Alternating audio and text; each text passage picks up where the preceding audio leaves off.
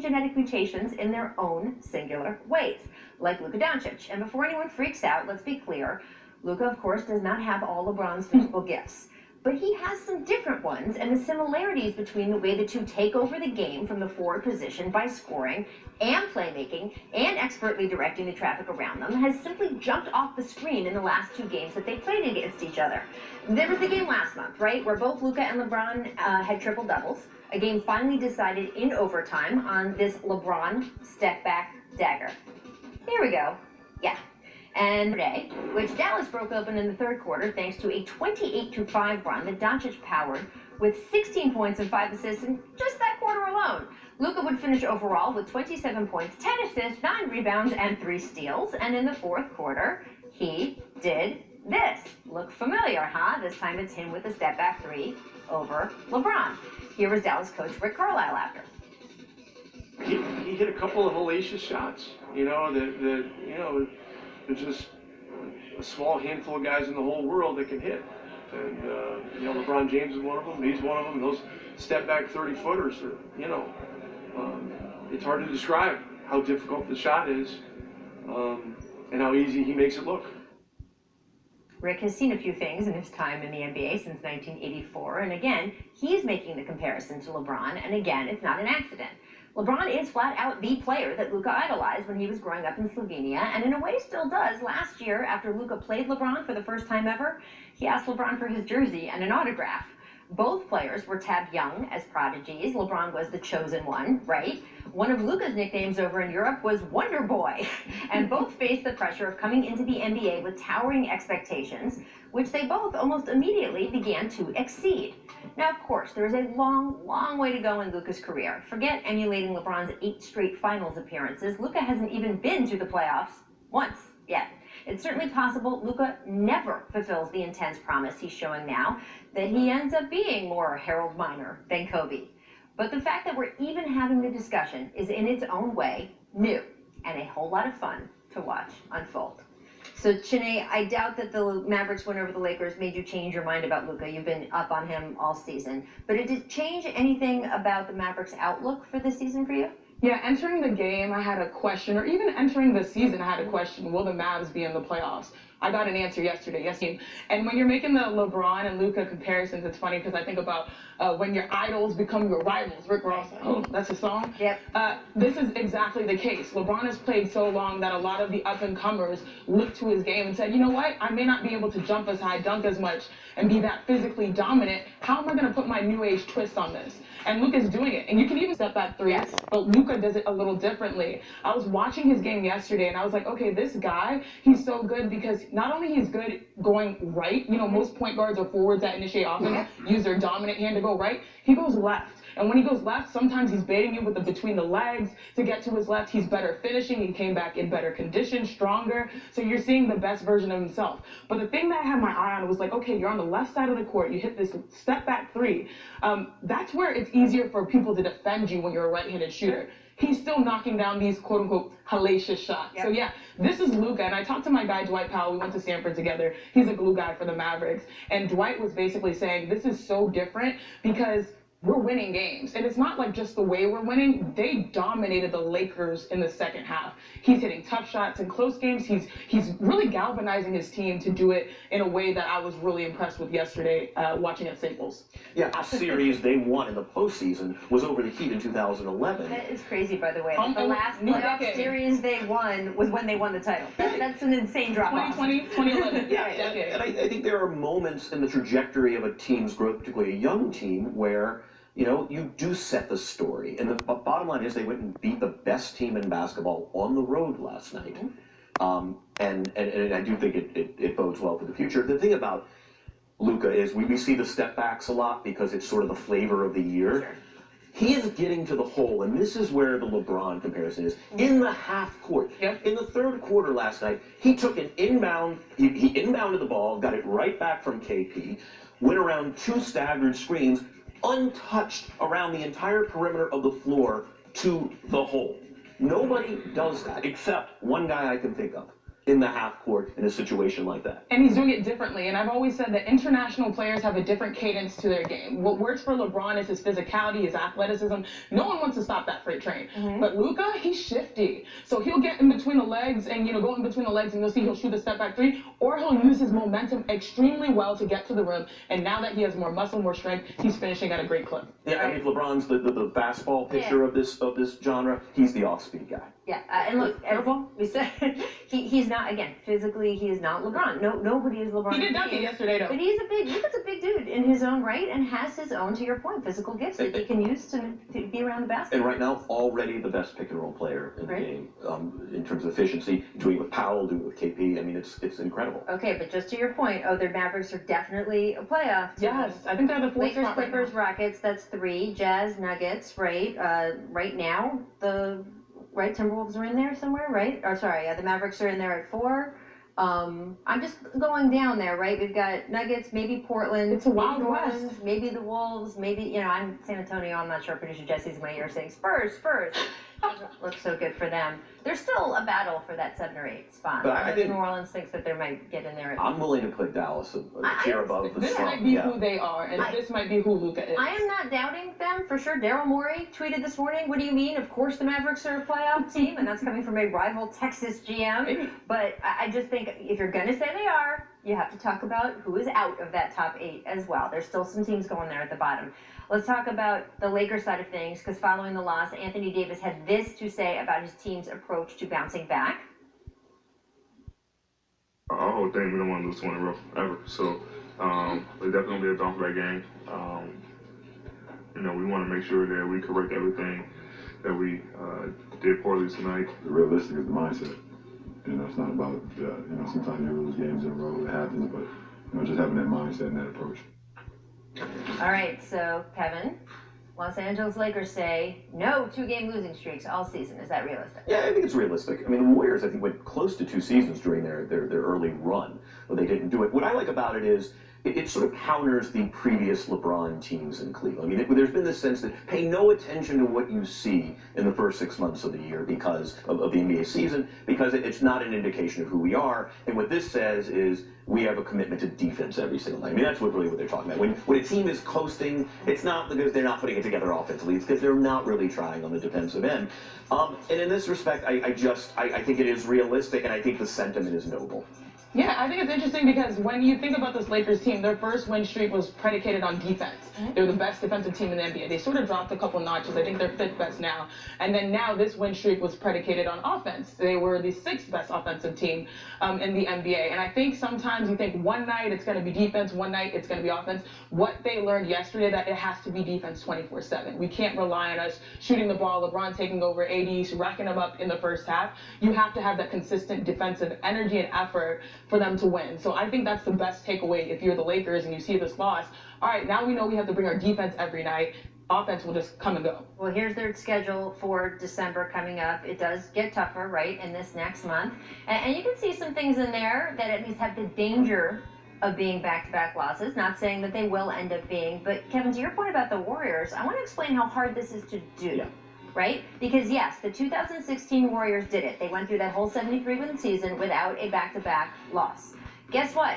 No one else has ever done it. No one. It's never been done except for that 1 year in the history of the NBA, which spans 7 decades. And you saw the sand traps that we talk about at Denver, at Utah, night after night, a back-to-back on the 2 highest elevation arenas in the league. So look, it is a tough bar that Anthony Davis is setting, but you know what? They have 2 of the 5 best players in the league, so that's the kind of team that you set those high bars for.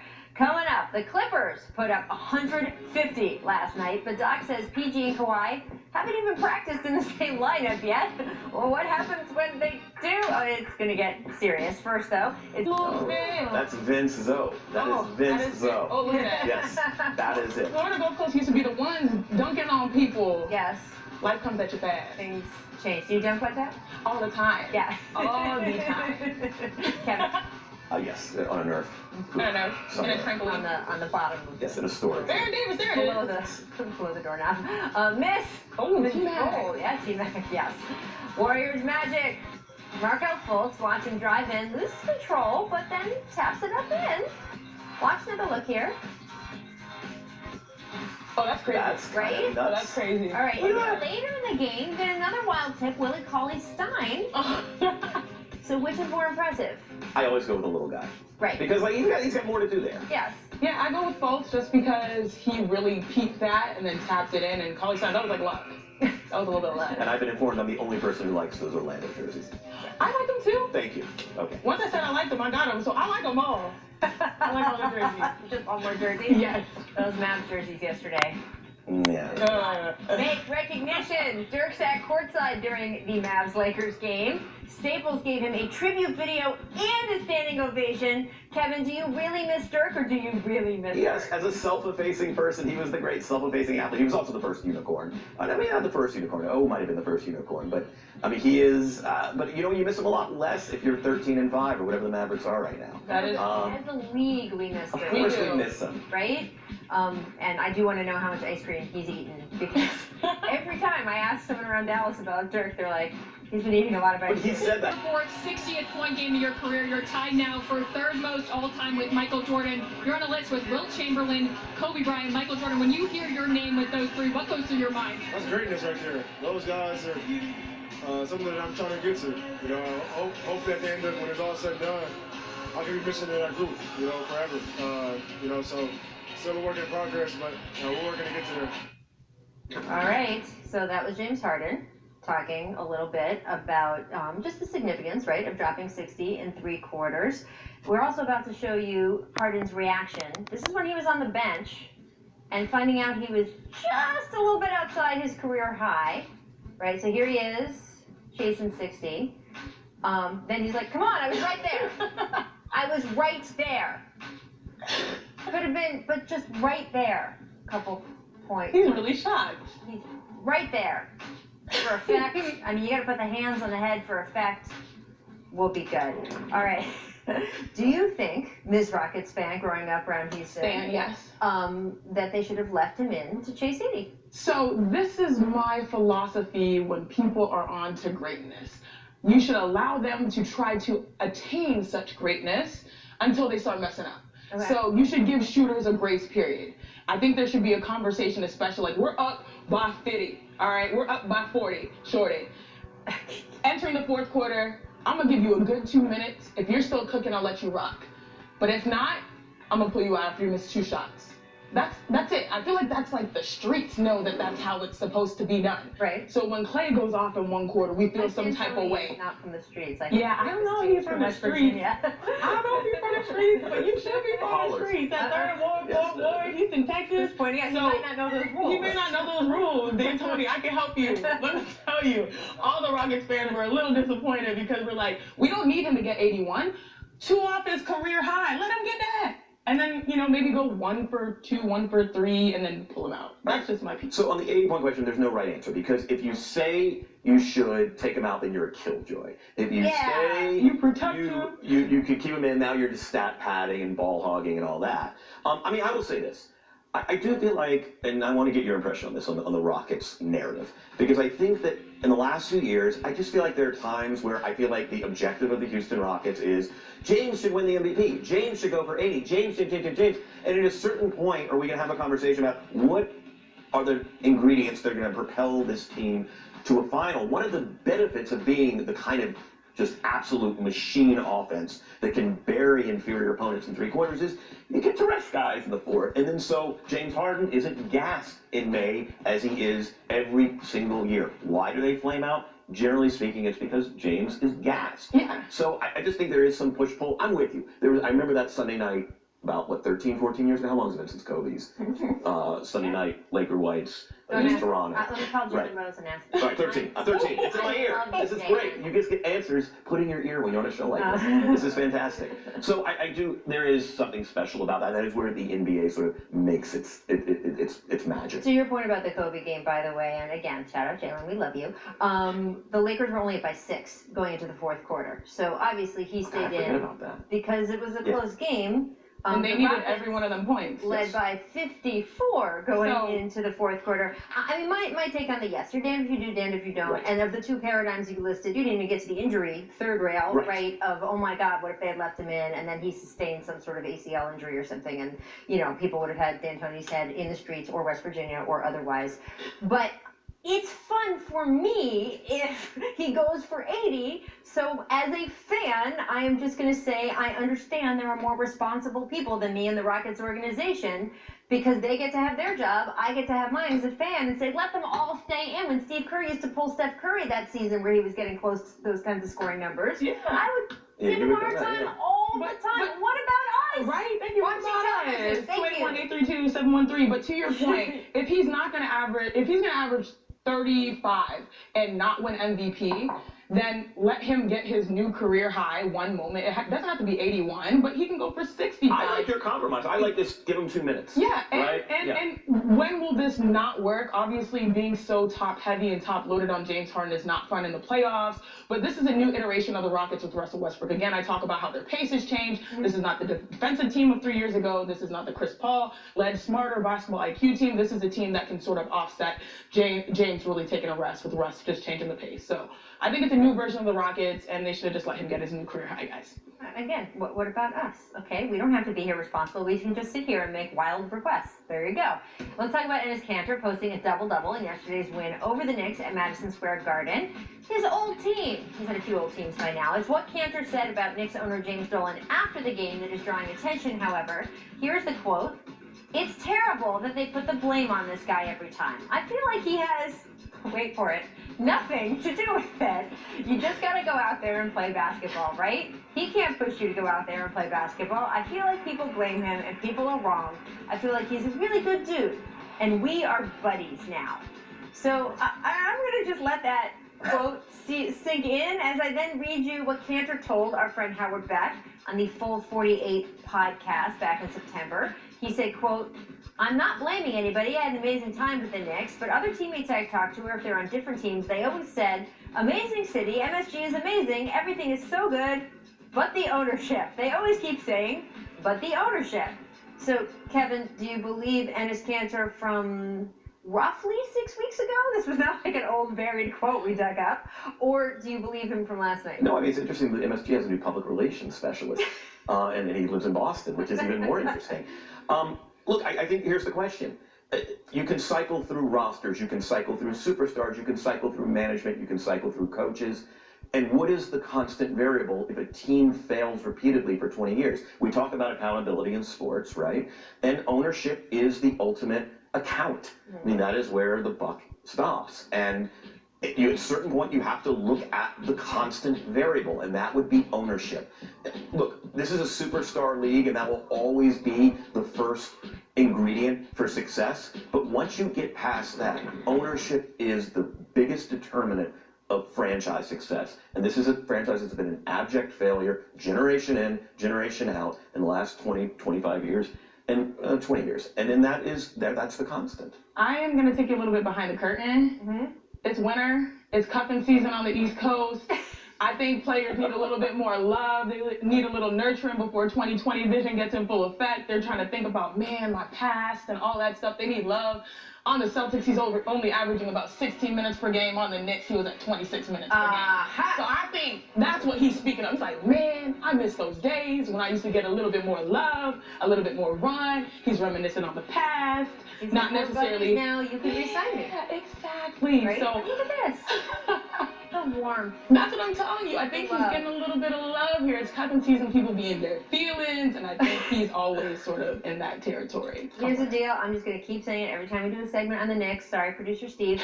But there's Knicks fans out there who are like, man, the media just hates the Knicks. They love ripping on the Knicks. It is good for the NBA when the Knicks are good.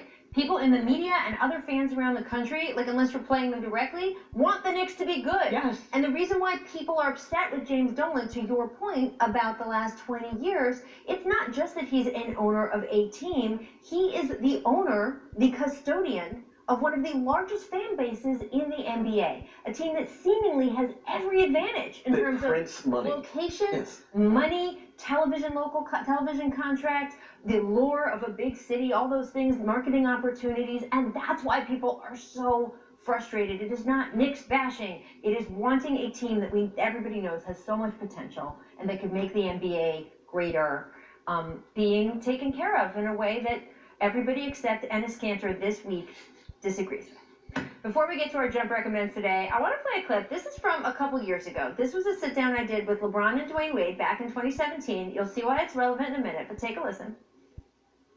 I'm not turning on data roaming. I'm not buying no apps. I still got Pandora with commercials. So I'll be listening to some great music at home and then a commercial.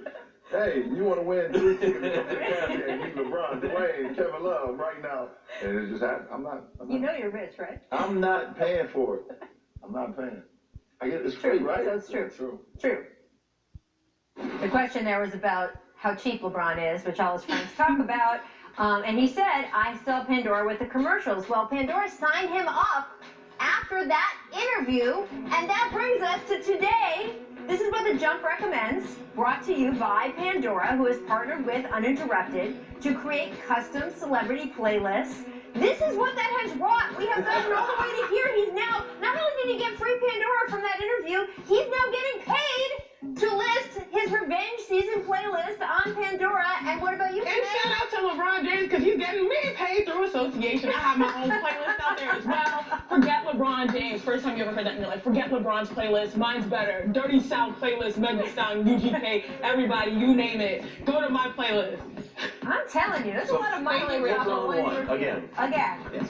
There we go. We're 22 a game, shooting 57% from the field during that span, and even, drum roll, just earned Western Conference Player of the Week honors. Just announced during this show. Anybody who could have seen that coming should go to Las Vegas. Janae, well, no, I mean, would you, if somebody said to you, place a bet on whether in the week of December 2nd, His return. No, not his return. If someone just said to you a mere month ago today, in December 1st, Carmelo Anthony will be Western Conference Player of the Week, how much money would you feel confident putting down on that? Shoot, $10. That's that, and there's something nothing or everything, that would have been That's an everything. nothing. Yeah, But nothing. about the recent offense Melo has produced, that is a larger question. Is that something nothing or everything? I think this is everything. Because there were so many, like I put out that Melo's going to be fine in the league, and a lot of haters came at me on social media, and a lot of those haters were Trailblazers fans because they're like, you don't want us to be great. Well, y'all needed this offensive boost. The Blazers, any of their players that had scored more than 20 points in a game, Dame's done it over 12 times, CJ's done it 8 times. The rest of the team combined hasn't even done it more than 8. They've done it 7 times. They needed someone that can give them 20-point games. Rodney Hood has been a little dinged up over the course of this season. Zach Collins being out has really hurt them. They needed an offensive score, and Melo, we saw this in his last run. He gave you 13 points in about like 20-something minutes. He's a bucket. It was just the stigma of Melo and just what he brings to the table. Is he willing to take a role and accept a role? And he came on our program on ESPN and said, yes, I am. Yep. And he found a spot that works for him. So I'm very happy for Melo. So you say something? I say this is everything. Everything. I think it's something. They needed a decongestant, especially outside of the guard. No, that offense was. I mean, do you watch that offense? Was it plugged up? Yeah, it was plugged up. It needed some, and especially at the forward position. Right. You know, they lost so many of their 3-4 guys. Here. That's a different. That's something else. That's the lower half of the body. He's talking about the upper half of the body. Decongestant. Keep going, Kev. No, they didn't relax it. Keep making your point. They needed Monday, something, friend. especially in the front court. They didn't have these 3s and 4s. Look, I mean, is it a long-term solution? Maybe, maybe not. We'll see. But it's certainly a short-term solution for a team that, by the way, as of this morning, 1 game out of the playoffs. After all that, 1 game out of the playoffs, haven't played their best basketball. CJ still kind of coming into this season. It's something between something and everything. Most things. You, who's hedging, that's I'm between something and everything. Life is gray. I will say 2 things. First of all, I saw a wave on social media after they announced the Carmelo. Who votes on this? Who says this? I think so-and-so was better. Harden had a great week. Luke had a great week. LeBron. It is an internal NBA committee that decides this. So it is not the media. It is not other players. It is the NBA league office. And I would also say this. We don't know what's going to happen with Carmelo Anthony going forward. He could drop off. The defensive liability could come into more sharp focus. Maybe we get to the playoffs and they're not really using him as much in the rotation, much less starting him. That doesn't have bearing what happens from here on what is happening today. It doesn't take away the fact that after a year out of the NBA, when people were saying the stuff that people said about him, he was able to keep himself in the physical and, frankly, more important, mental shape to be able to walk back into the league and within 2 weeks win a Player of the Week honors from the NBA office. Is there something there about that? Dropping dimes? No? Okay. We'll get there somehow. My point was Kyrie Irving is not close to coming back yet. Our League Pass game of the night, Knicks at Bucks, current Eastern Conference Player of the Week, Giannis Antetokounmpo. Yeah, he just won it. Made a habit of jumping over people and hitting game winners when he plays the Knicks. Obviously, a very fateful encounter with Kristaps Porzingis. There's just been a lot of these incidents. So, how will Giannis treat New York tonight when he comes to town, Sinead? Honestly, Giannis has been in one of those moods and one of those grooves that he's treating everybody like the Knicks right now. Like, he's just a one-man wrecking crew. So, he's playing the Knicks. He's going to get his buckets. The next team, he's going to get buckets on. He's playing his best basketball. You said it, Kevin. Yeah, he will treat the Knicks the way James Dolan treats Charles Oakley. Kevin! He's going, He's going to let that comment sit, blanket our air there for a minute. We'll be back tomorrow at our regular time, 3 p.m. over on ESPN, and I will be talking to Carmelo Anthony, his first television interview as a Blazer. You don't want to miss it. We'll see you.